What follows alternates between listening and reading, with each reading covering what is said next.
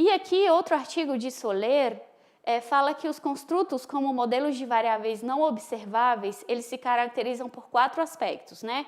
Eu estou tentando trazer o máximo de informações de um conceito que é abstrato, né? Que ele é complexo, mas acredito que, né, eu espero que vocês estejam entendendo, assim, porque eu demorei um pouquinho de tempo para entender. Mas, enfim, então, aqui, né, essa autora fala que os construtos, como modelos de variáveis não observáveis, se caracterizam por 4 aspectos. Então, o sujeito que mede, desenha, valida, implementa e aplica o instrumento de medida, as condições sob as quais se efetua o processo de medição, que envolve o conceito de confiabilidade, que a gente vai ver depois, o instrumento de medição que se deseja seja estável com respeito aos resultados que proporciona e o sujeito medido.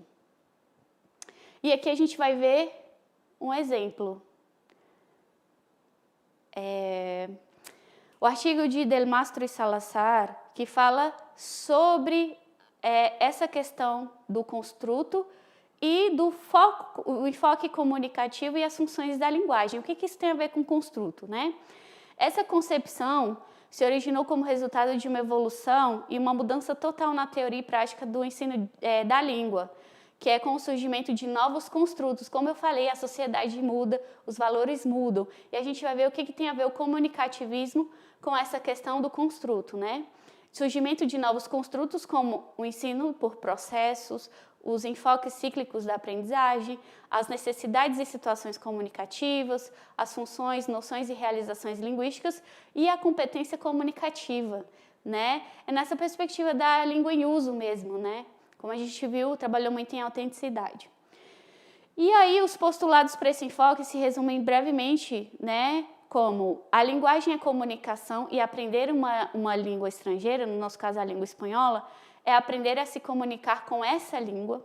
O objeto de aprendizagem do espanhol, vou dar os exemplos como espanhol, tá bom? O objeto da aprendizagem do espanhol é o desenvolvimento da competência comunicativa, que inclui tanto a competência linguística, que são as regras formais de uso, como a competência sociolinguística e discursiva, que é o uso das formas apropriadas segundo o contexto e a situação.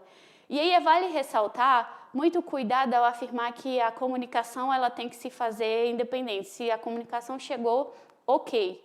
Não, né? Porque em determinados contextos a gente precisa dar forma, a gente precisa falar corretamente para ser compreendido, e há contextos mais formais, né, de uso da língua, então não é só se fazer comunicar, não é suficiente, tá bom? Pelo menos essa é a minha perspectiva. E a aprendizagem da língua espanhola se centra nas necessidades comunicativas do estudante, enfatizando o processo e as estratégias de aprendizagem.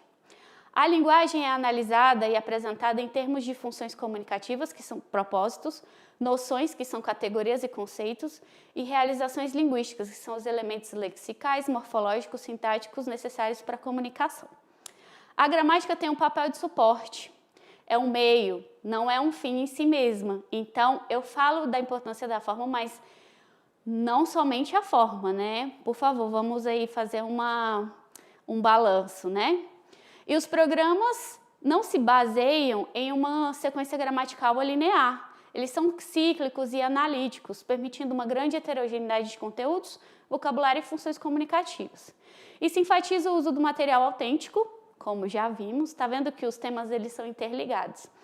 O significado, as situações reais de uso, e se promove o trabalho em pares ou em grupos, a comunicação e a troca de informação. E aqui, né, o título dessa aula, o tema é Construto e Descritores, só que para a gente encher de sala de aula, para a elaboração desses descritores, precisou-se primeiramente de um construto, né? E aí a gente tem o quadro como europeu de referência para as línguas, né, aprendizagem, ensino e avaliação, e o que nos é muito útil, né, e a gente deveria considerar, existem outros, né, descritores, né, pelo mundo. Esse aqui pela experiência, eu vejo que é o que é o mais comum, especialmente quando se trata de exames de certificação internacional, né? Que a gente pode, e que os cursos de línguas também se utilizam dessa nomenclatura, né?